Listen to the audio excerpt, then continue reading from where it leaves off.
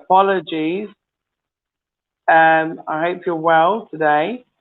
I'm actually working late, still in the office as you can see. And I don't know if you can see, but we're in the BlaXit Code office. And I had some delayed appointments that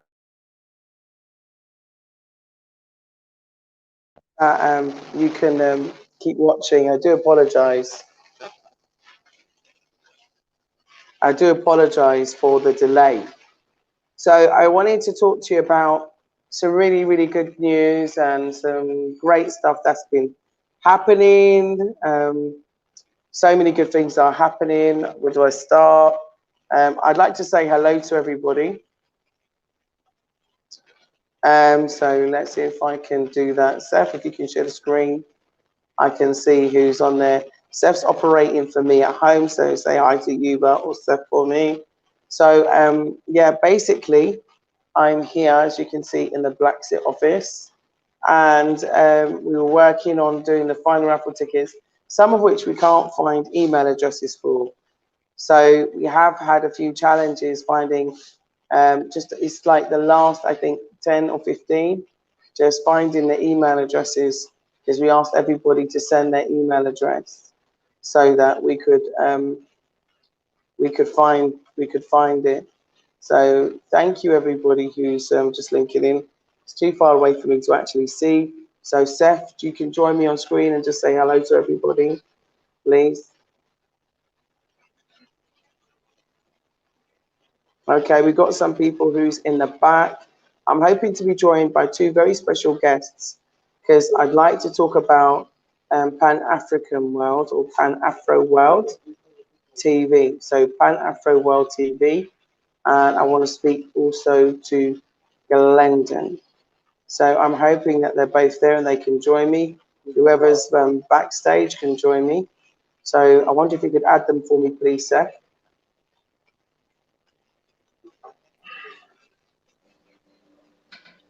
So as you can see, I'm doing this remotely. Hey, Glendon, welcome to the show. How are Hey, you Julian. today? I am great. Thank you Yeah, very much for having me. yeah, I'm still in the office. I'm still working. As So, usual. okay, no worries. But I think Susan is live because we're a bit late. No, that's not age. That's not live. No, it's pre-programmed. It's pre-programmed. Age, because I'm live. You can't be really arguing with me about that. Adrian's saying to me that Susan is live. Hello? I'm here. Yeah, Adrian was saying to me that Susan's live now. I think she is. I think I was looking a few minutes ago and I was surprised that she had Oh, a I show thought you on said right she now. wasn't. Yeah, I thought you She said she was wasn't doing the show today. she was supposed to be off today. I don't know what happened. And she Oh, has a guest on there right now, a guy by the name of Karega from Vancouver. Um, oh, young historian. Um, I really do apologize for that because she did tell me wait. I wasn't sure what that meant, but she sent me a message and just said wait. So I really didn't know what wait meant. So I guess it uh-huh. was because she wanted to have the show today. She decided that to do it. But usually she's off on a Sunday and a Monday. Oh, okay. Well, today, BlaXit Family, I'm sorry about that, but we scheduled to do a show about Pan Afro World, and I was working late. I was going from meeting to meeting today, non-stop. That's why I'm not home yet, and trying to get things organized for you because we've gone into construction mode. So now, for everybody that's in the Jambangeli estate in Casacunda, we're now doing the fencing and building permits, so development permits, and also people's fences. So we've been doing that, getting the quotes, and helping people to build their fences.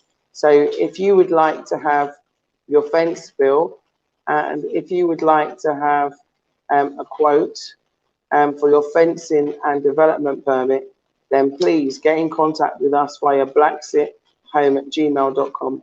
So I'm glad to say that a lot of people are now going into construction in terms of now building, and we're assisting with them building and getting their walls done. So glad to say that a lot of people recommended, and the people we've been working with are doing really good job. And people are getting their fencing permits at Jambangeli Estate in Casacunda. So if you have a land in Jambangeli Estate, Casacunda, it's already been demarcated and plot allocated. So now it's time to get your fencing permit and your development permit. And after the new tax year, I think we'll be going into then developing the rest of the registration. Hello, Seth. How are you? Hello, Seth. How are you? Hi, Seth. How are you? No. No, he's not there. He's not hearing me anyway. So basically, anyway, let's go and launch into today's show. It's going to be quite a short one today because I need to go home and Kath needs to go to bed for school. So I just really wanted to do a short one about two major things that are happening and that should be important to us that we really need to capitalize on. So one of those things is the recently announced year of Africans, Africa roots and diasporas. It's the year of the African roots and diasporas that was launched by the AU. It's the decade, and the decade is from 2021 to 2031. Now, if you remember, the UN also launched. Is that Chris? Hello. Hi. Oh, is that you? Seth, you just changed up. Mm-hmm. You look like Chris Black African. Yeah. Yeah. Anyway, so yeah, you're looking nice, my brother, looking handsome. Okay, Hello, BlaXit so family. you know, I love the hat. nice. Okay. Yeah, me too. So BlaXit family, how are you? I'd say hello to you all individually, but I can't see the names, so Steph is gonna have to do that. So Glendon, how you been? How's life where you are? Ah, I'm here, just eager to get out, but it's okay. I'm making it. I'm making it. Looking forward So to getting what out. plans are you making to get out? What plans? Um, I'm getting ready to relocate to the Gambia. The process is a little challenging because I have some other private things, personal things I wanted to take care of first. But other than that, getting containers together, packing your stuff and doing all that kind of thing, it's different. So, but it's gonna be done. It's gonna be done. It's exciting to be getting out of this jungle, so to speak. Yeah, no, absolutely, absolutely. I don't blame you. I mean, it was like I met someone recently and they said, Julia, I can't believe that I'm here. I'm so free. They said just been wearing intoxicating masks, for so long, and also being told where to go and what to do and how to do it is just, too much. They were saying to me a lot of people are actually suffering from mental health issues because of this whole lockdown scenario.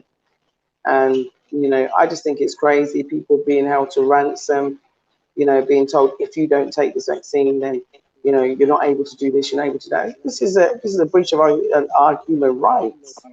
It's a breach of natural justice. It's a breach of our sovereignty. It's crazy. Absolutely crazy. For what? An illness, and more people actually, die of malaria than die of that. Why have they have the same Why didn't they have the same enthusiasm towards malaria? You know, it's crazy. But anyway, you know, what do you think about this new decade of, and of course, not only we have the decade of 2021 to 2031, but we're also in the UN decade of the diaspora as well. So, you know, what does this really mean to us? And how do you think the African nations should celebrate us African descendants of the enslaved, given that they have these two separate organizations, the AU and the AN, saying that you have a decade to celebrate? The UN decade is up in 2024, so we're still in the heart of it. So what do you think they should do? You need to bring it back on screen, please, Seth. Can you please bring, thank you, right? What do you think that African nations should do for diasporans, given that this is such a historical moment for us in terms of recognition of us as the descendants of the enslaved? What do you think African nations should do? Do you think they should give us citizenship? What do you think they should do? Can you hear me? I can now. Can you hear me? Yeah. Okay. Yeah. There, first and foremost, I would like to see a true unification of the African people. And I'm saying the African people to mean Africans wherever they are, to stop identifying themselves by these national names that they call themselves. I would love to see that. That would be the first thing I would love to see. And secondly, I have some issue with how we are being treated. And I'm not trying to call out any organization, but how we are being treated, those of us who wants to return home and we're not fully accepted by the countries that we are going to. I want to see a full acceptance. We don't need to be asking for anything. It should be we return and we should be accepted because we didn't ask to leave. No one gave us any documents when we were leaving. So we shouldn't have to produce any documents when we return. And if we want to be there, and furthermore, if we are investing in the country, there should be some sort of a acceptance that is granted. Even if they were to say that you have to be, you know, stay away from any crime or criminal activity, you have to maintain a certain conduct while you're there, I will accept that because nobody wants any bad behavior in the countries anyway. That should be thrown out. I'd accept that. But we should be accepted without any paperwork. Just we say we want to be there, we're going to be investing there, and we are investing there. Give us the right to be there. And that's the second thing I would ask. We need that acceptance. Yeah, totally. I agree with you. I agree with you. I apologize for my tardiness today. But like I said, I was stuck in meeting after meeting. And then, and they were enjoyable meetings. So making it sound like hard work. But they were enjoyable meetings. And absolutely, I am, was helping people, so very important to help people. But yeah, I think I agree with you. And I think there needs to be a change, but the change also has to come from us. Because I think for a long time, many of us didn't really see Africa as a viable option, let's be honest. Yeah. So we weren't really pushing for citizenship. You can talk about Marcus Garvey and so on, but I'm saying that, more people, I think, from our community, go on holidays to maybe Disneyland that want to go to Africa. You understand? So, when you look at the visitor numbers and you look at the quotas, and then you look at those of us who come back to the motherland, and I think that's partly because of the way that it's been marketed. It hasn't been marketed as an ideal location. So many people, unfortunately, had previous misconceptions about Africa. They had also been fed the usual media garbage about Africa. And because of that, they weren't, looking at Africa as a viable option. And also, I think that, some of our brothers and sisters, here on the continent as well, are now realizing that, especially when they go abroad, the relationship that they have with diasporans is a great one. And so, that we are connected and we are very similar and our cultures are very similar. And that's happened because of travel. And so also because of the internet. So social media is also helping to bridge those gaps bridge the gaps between our communities. Because I think there's been a lot of misunderstanding between the communities as well. And sometimes, you've got to look at resentments held also within African descendants, because of the fact that they were told a lie by, white historians and the media, in that saying that, a huge proportion or responsibility of slavery were by their brothers on the continent, when of course that wasn't the truth. But once again, we've been spun a yarn in order to keep us divided. And we have to work on that division. And I think that's one of the things that could be put forward for these decades, is that there needs to be, particular programs, exchange programs. I think Ghana had the right idea. I think Gambia had the right idea when they used to have the Roots Festival where they gave us citizenship. I think they had the right idea. And I also think that we need to emphasize, I think we also need to emphasize the fact that we also have to emphasize the fact that we need special measures to be put in place. I'm sorry, a call came through, so I got slightly distracted in what I was saying. So I was saying that we need to also emphasize, I want to come back home. I want to live with our brothers and sisters. I want to reinvest. I want to reinvest in the communities that we live in. So, here in Africa. So I think that needs to be done. I also think that there needs to be a desensitization program across Africa about us also, because we need to be integrated and assimilated back into the communities.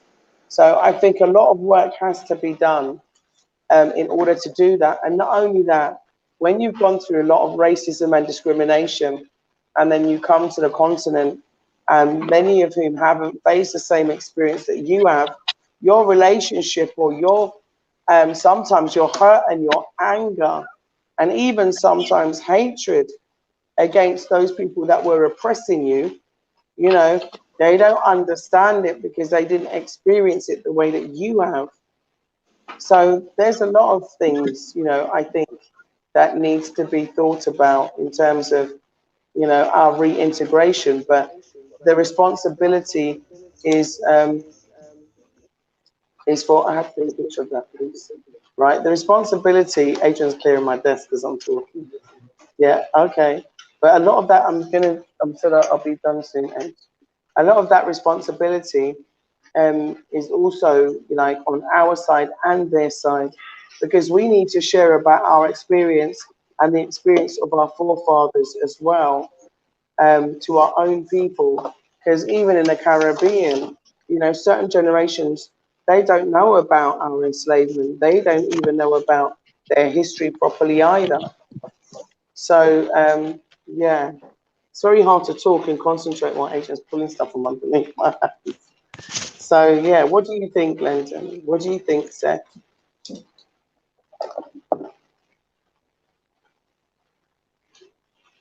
Me, Juliet? AG. Okay. Yeah. All right. We got a lot of things that we need to get going, and I can say that I'm proud of a couple things or a couple people for the work they have done.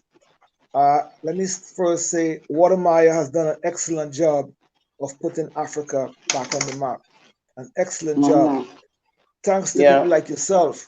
And I'd also like to congratulate Susan to a large degree, because a lot of things that I have come to learn came about as a result of being exposed to her program and some of the guests that she had on there, and she continued to have. So I think there's a lot more to be done. It's a lot of work. The thing is, how do we corral people to a mindset that we are Africans first? We have to have that thought, because we can't be other things and survive this. Other groups don't do that, and they are doing pretty well. They are improving. They are getting better. They are getting better, more recognition on the world stage. They are able to compete and fight off some of the isms that we continue to experience. So I think, yes, we got some work, and it's doable, and I look forward to the challenge. It's just, sometimes it could be a little torturing, but I look forward to the challenge though. Okay, so Seth, what are some of the comments that people are saying? Because obviously I can't see them. Okay. I'm sure people want to join the conversation. Thanks. About to put on the screen. Uh,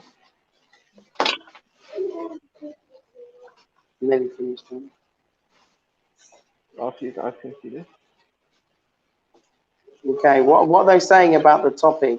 We have these two great decades. We've got the decade, which has just been launched by the African Union, Yeah. 2021 to 2031, which is the decade of the African roots and diasporas. We had the UN launch from 2015 to 2024, the decades of the African diaspora. So, are these just titles, or, are they activities? But what is actually coming out that's going to benefit us? Because to me, the only thing that could benefit us is reparations and having our citizenship. If we've got a decade of recognition, why don't they recognize it? Say Africa must be like the mother who loved all the children the same. I agree with that, Dangerous Dolly. There doesn't need to be any discrimination between us. I watched what happened in South Africa recently, and I didn't like what I was seeing. And obviously, this is all set up because when you have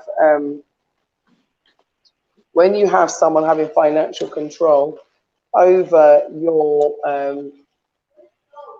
economy and political control, okay, over your governance. You're lying. Yeah. Say hi.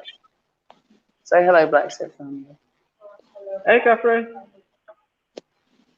See, that's why this show is going to end in exactly in 30 minutes. 30 minutes. 30 minutes. So we've got 21 minutes. Well, 21 minutes now. I'll be gone then soon. Okay. Get your stuff together. So as you can see, being a working mum is not easy sometimes. We are all Africans first. Love it. Well, the one thing that I say is that we need to have African race priority. I say it all the time. We need African race priority. We need to put ourselves first. Every other race put themselves first. Every other race does it. They put themselves first. Race solidarity. They always come together. If they got a problem, right, with a black nation, you soon see how quickly all of the white nations come together and form allies against the other nation. You've seen it so many times.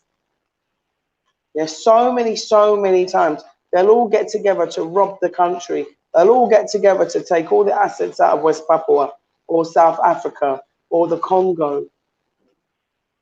Yeah, they have race solidarity. Yeah, they know how to unify and fast.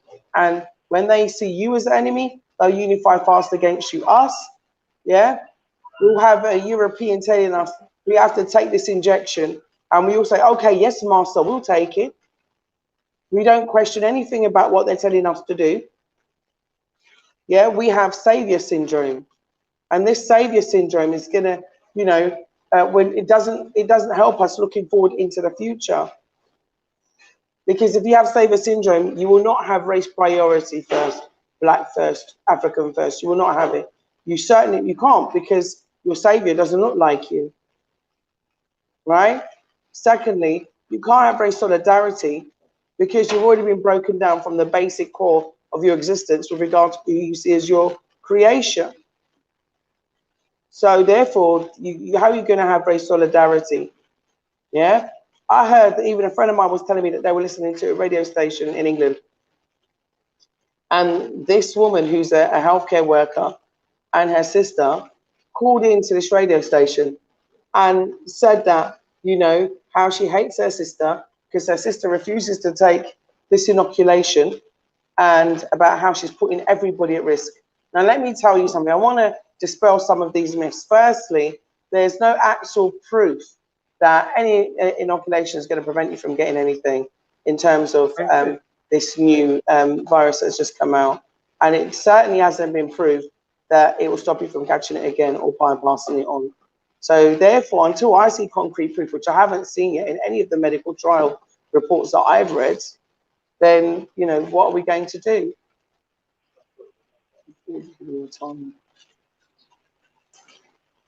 So, sis, is this a doctor?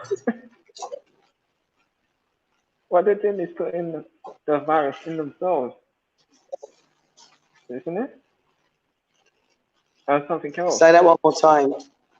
I said, what they're doing is they're putting the coronavirus and some next other viruses that they don't know of in their system.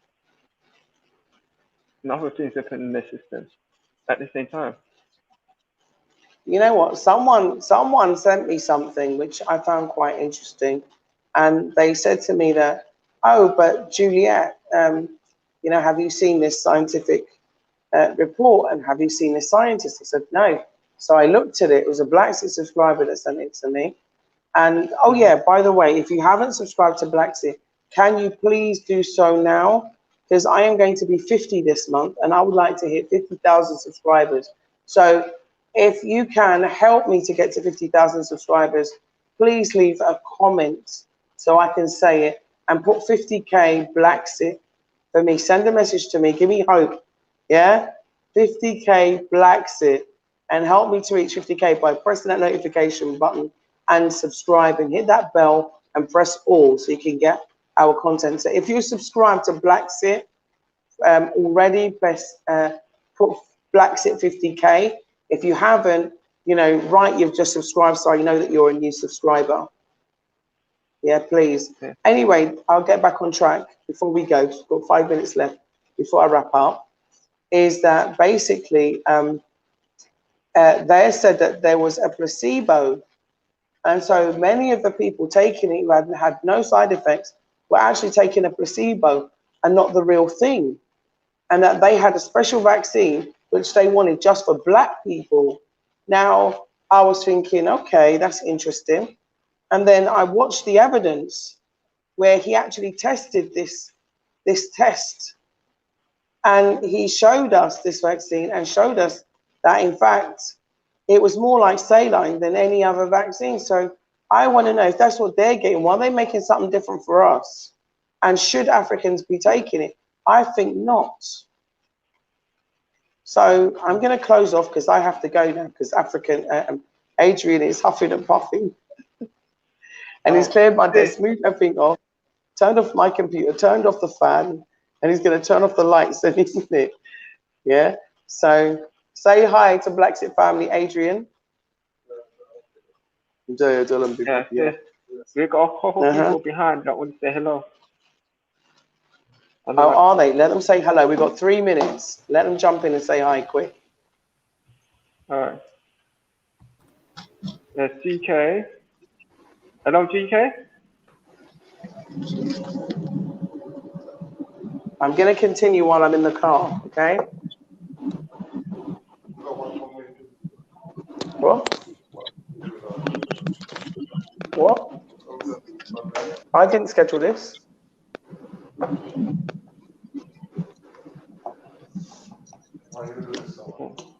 Because it was scheduled.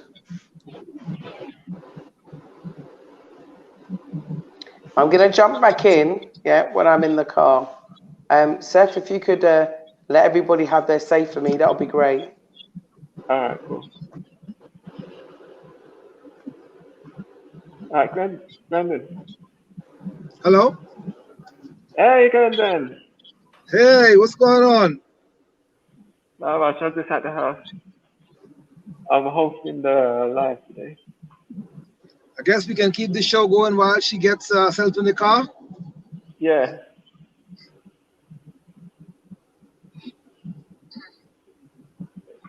Well, BlaXit family, as you see, I'm in transit also. So this is one of those days. Everybody is traveling today. So, what do you think about the vaccine? Well, I'm a big skeptic of the vaccine. I'm very concerned that there are so much issues that are unresolved and nobody wants to talk about it. I'm liking the conversation coming from Magufuli in Tanzania that he's not having it. And if he is saying that, why aren't some of the other African countries getting on board with him and challenging what is in these vaccines? You know, why are they just accepting it just because? We have been misvaccinated before. We've been ill-treated with vaccines before. Why is it going to be any different now? I mean, what has changed? To no longer interested in wiping us off the face of the earth. What has changed? You know, so until these things are clear, I would have concerns. I about vaccinated yourself. If you're vaccinated, then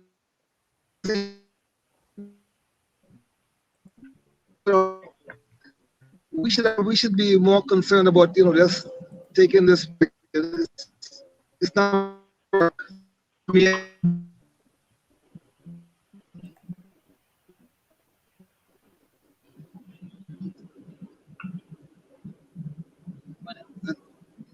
another thing is too often I see they're using these celebrities and these celebrities of color to go on the air in front of a camera to take these vaccines.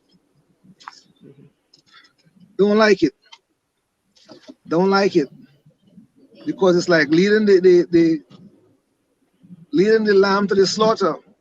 They're trying to get everybody of color to go in there to take the vaccine. Let's ask the questions. Let's ask the correct questions, about the vaccine, and let it be public. There shouldn't be any secrets. Let some of these, let Bill Gates and his family come into Brooklyn and they must, take the vaccine randomly, shake it up in a box, and let him pick one, to vaccinate himself. Let's see how willing he will be to do that. It must be a random vaccine. Let him take it. Let his wife take it. Let his kids take it. I don't know. I don't know. It's crazy. Let's toss it up.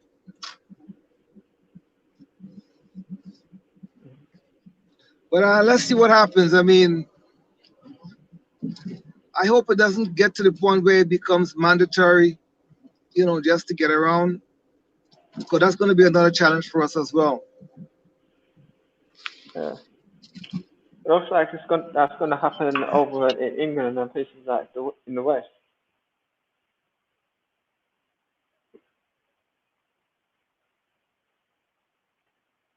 Okay.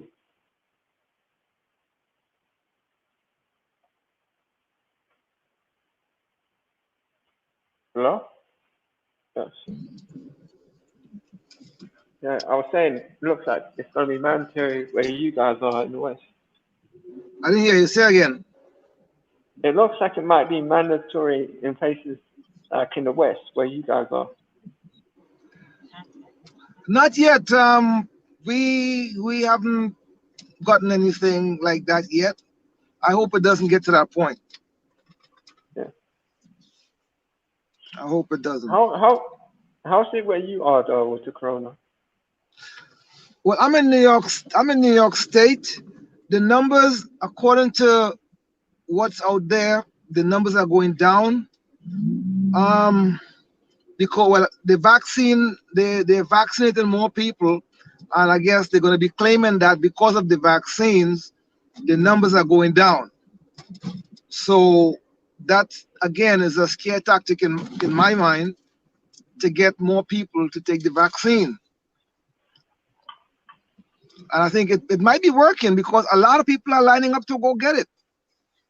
A lot of people. It just so happened that I'm not one of them.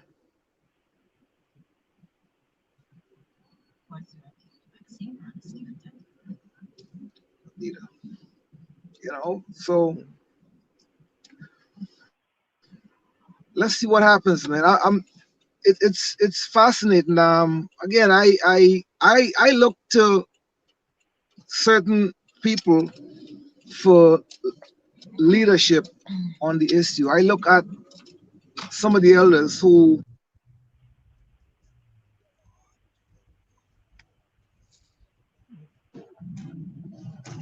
I look to leadership from some of the elders who have been involved in the struggle for a very long time and understand a lot more than I do as far as this is concerned. So I would not be making these decisions, basically on my own, so to speak. But Seth. Hello. Hey, GK. Can you hear me? Yes. Actually, okay, I'm about to board a train now. I'm heading for New York City via Amtrak. So I would have to get off here. I do appreciate you guys, bringing me on at this time. But can you ask Juliet to let me off on this one? I'll try to get back to her later on this evening. Can you hear me? Okay. Yeah. I can hear you. All right. Thanks again. You too. Okay. All right. Okay. Bye-bye. Thank you.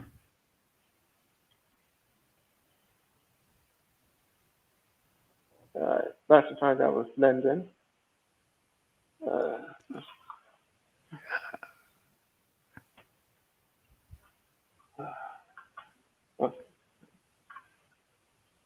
I can still hear you, eh? Yeah, we're still here. Yeah. You guys were talking about the vaccine. Yeah. I don't want to take the vaccine. Eva, where are you? Where in the world are you? Right now I'm in Europe, But I've covered it because what has happened with me. Crazy idiot has thrown a bomb in my house, man.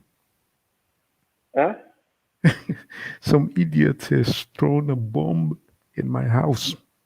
Wow. Unbelievable. Mhm. Some people are too jealous and craziness. That's why I'm hiding.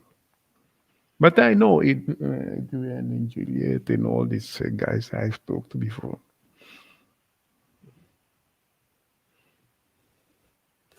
There's a video of Luis Farrakhan. He said that we black people must not take the vaccine. Yeah. I don't know if you have seen the video. No, not me personally. No. I No, have I it haven't on been. my phone.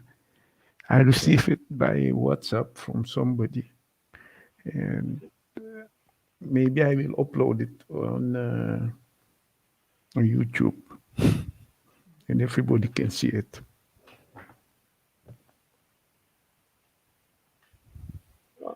I believe that we should come home.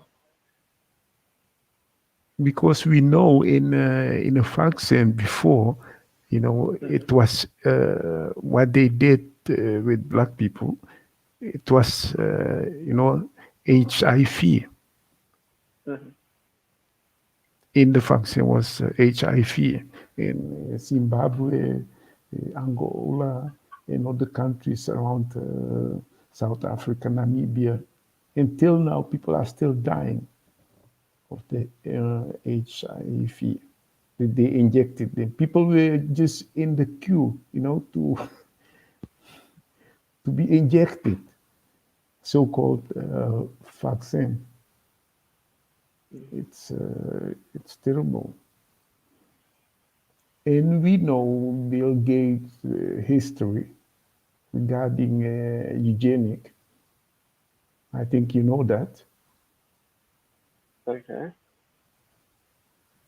There's a video about it. I had that video on my channel, but I removed it. I think his father or one of his relatives, close relatives, has worked, with the project, the eugenic project. Mhm. Well, So he is about controlling population, you know. And yeah. I saw what his wife was saying that the people are getting too many children, too is enough, or too much children, the ladies. So I think she didn't know that they were recording when she was saying that the wife of Bill Gates, Yeah. I was just how do you saying call that her, there are too much people in this world. Melinda Gates. Yeah. They must not let Bill Gates again to African countries. He was there sometimes. They must keep him out of African countries. But, Yeah. the problem we have in the African countries are the leaders. Many are sellouts. Chinese are treating people very bad. They just don't deport them. Only a few has been deported. Only, uh, I think it is Rwanda deported in last July about 15 or 16 Chinese because they are mistreating black people. Okay. So Okay. Okay. they have to deport more. If you are in a country, you are visiting a country or whatever you are doing as Chinese and you are mistreating the citizens there, you have to be deported and confiscate all your properties. Okay. Okay. No.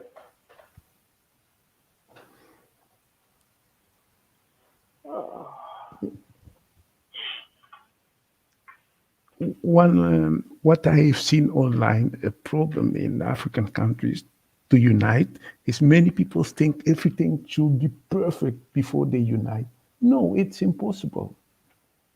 They can unite the currency and open the borders between the countries so that goods can move freely from one country to another. I've done that job many years in Europe. I went to the study for it, I think 3 years. I finished it, so I know very well how the laws, the customs laws of the European Union, how it works. Mm-hmm. I'm an expert in it. I've done it many years. Then I moved to another project. Yeah. So if they need people with knowledge about opening the borders, how the rules must function, I'm one of them. And I can say that at the time when I was doing that job, I was the best in Europe. Okay. But they won't tell you that. It's a black man in Europe was the best. Yeah. They won't tell you.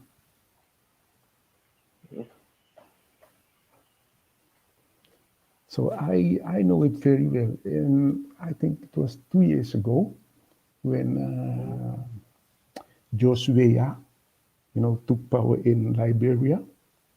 I searched for their phone numbers to contact the guys. Look, I know a lot of things. I can help you guys. I can work for you guys if you need me. I called to, I think I've called to an African country. You know what they told me? I have to call to Brussels to get a phone number for to call to Liberia. Ridiculous.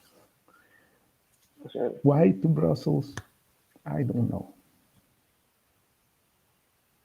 Hello.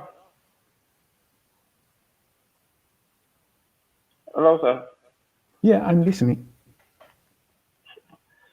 So, yeah, now this vaccine is a problem, but do you think we should come home? You cannot hear me? I said, do you think we should come home? Okay, yes, of course. Of course. We have to go home. Because look here in Europe, many of our peoples, they almost don't believe in themselves that they can do something.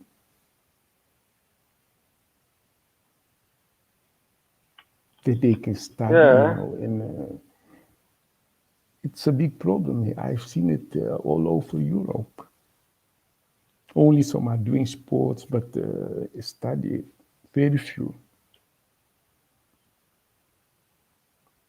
But that's how they're going over there. They, it works to, I find Europeans very depressing to a certain extent, and it brings you down. Let me put it a bit louder. Huh? Voice. Now I'm putting the Hello? voice a bit louder. Yeah, I can hear you. Yeah. Because Yeah, but that's how. the Hmm? no the I mean the customs law. In fact, in almost all countries, there are similarities. Mhm. If you are bringing goods into a country, you have to pay some duty. Some are duty free. Some are free. You don't have to pay, for example, computers and those things. The computers, maybe phone parts are free. You can bring them free. But when the borders will be open between the African countries, you don't have to pay duty to move goods from one country to another. It's the same in the European Union. Yeah. Mhm. The whole policy behind all goods from what they call it a third country. It's a country which is not part of the European Union, even if the country is in Europe and you are bringing the good from that country into the European Union, then you have to pay the customs duty. All For right. example, which country is not in the European Union in Europe? United Kingdom is getting out. So that means we will bring goods from the United Kingdom into the EU. You will have to pay the customs duty. Okay. But for now, you don't have, because I think United Kingdom is still part. So there's the policy behind. In fact, it's a bit complicated, but also when you know it very well, because I've done it for more than 5 years, so I know it very well. And also the military goods, military goods. Okay. Hello?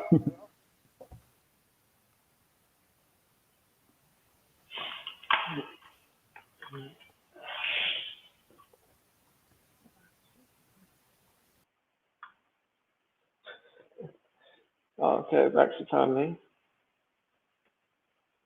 That was UK. No. Yeah.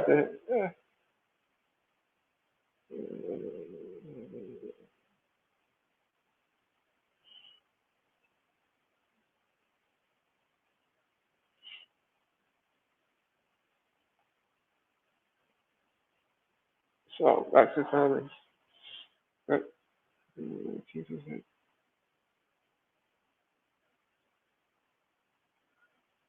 Please appreciate the cast. That was really. Hey, Bla Xit.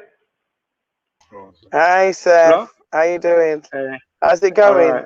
Yeah, I know. I'm in the car, so it's a bit dark. So I'm not sure if the signal's gonna come in and out. I'll try my best. You're doing good. You're doing good. I'm not as good as you, though, sis. Listen, you're as good as you, and that's what's important. Yeah. You're as good as you. Yeah. Do you? Yeah. You know, I always tell you that. All right, you're doing a great job. So tell me a few of the comments. Where's the Sita? The Sita's in her room. What's the name? Lauren says. No, I wasn't asking. African I thought you meant she was online. I thought you meant she was. I thought you meant she was online. Sorry, I don't want to expose anything. But anyway, so yeah, what was I saying? People are saying they need African planes.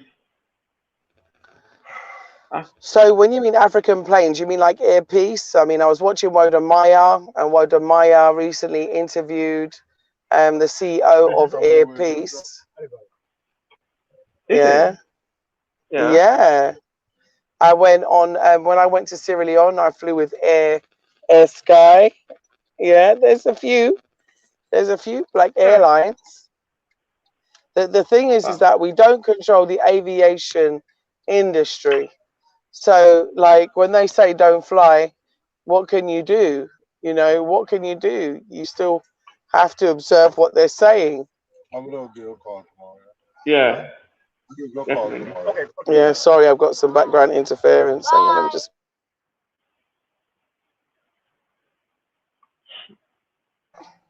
When they say you can't fly, yeah, because of this restriction or that restriction, we still are not in a position of influence or power in order to change any decision. I must admit, one of the countries that I have admired recently, because of their stance in the whole situation, has been Tanzania or Tanzania, as some people say, or Tanzania, I think. Everybody says it differently. But yeah, we say Tanzania. So the people that are in Tanzania, they didn't have to be masked up every 5 minutes. You know what I mean? They don't have to go and take any vaccination, you know. But one of the issues that I found there is the fact that as a person who wasn't born in Tanzania, you have restricted time on a visa. So everything always comes back to the same issue, which is the issue of citizenship, which is the issue of, you know, our permanent residency in Africa, because we are Africans and we're going back to Africa. Do you know what I'm saying? A DNA test, you know, what am I going to have? Like one leg in Nigeria, one arm in Ghana. Do you know what I mean? My head in Gambia, and you know, my back in Sierra Leone. You understand what I'm saying? Because my DNA is represented by all these different African countries, all the way from Liberia to Sumeria, so to Sumeria, to Sudan. So, you know, what are we supposed to do? You know, we're stateless in the sense that, you know, it's a ridiculous situation to be in. And I think that all African countries should just open the borders, you know, to us. I'm not saying that they shouldn't follow the program. When I created the automatic citizenship program, everybody knows that that program is made up of components. So the first component is the fact that you arrive in that country. Yeah. So say, for example, Gambia, like me. Yeah. And I'm at the airport and I declare that I'm coming here to stay. So I'm repatriating back for good. They ought to give me a stamp in my passport that says that I have a certificate of citizenship. Now, this isn't full citizenship. I'm not saying that people shouldn't be able to, but what I am saying is this is a proposal that I put forward that I think is a happy medium. And so they get the stamp of certificate, a certificate of citizenship. Now, what that does is that puts you in the position of almost being a citizen. You're not quite fully a citizen, but almost being a citizen. And that's also better than, you know, you having an alien stamp or a 28-day visa, you know, visitor's visa when you're coming to live. It's ridiculous, them doing that. At least then, you know, your status has changed. And rather than you be seen an alien who carries an alien card, you'll have a certificate of citizenship. Anyway, during this time, you're given an option of time in which you can then apply for full citizenship. And there should be a program of integration, assimilation, you know, and even financial a financial contribution as well, because obviously if you're not paying residency every year, you don't want to affect the economy. So I think that that's really important, that we're able to at least, you know, pay some residency in order to support the economy of that country.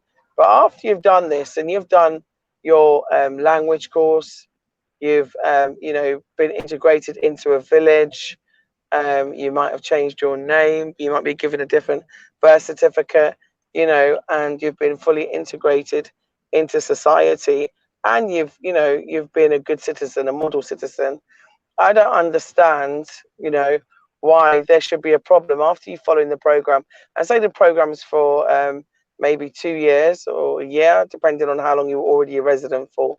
Because if you already were a resident here for many, many years, then, you know, I don't think that you should have to wait many years.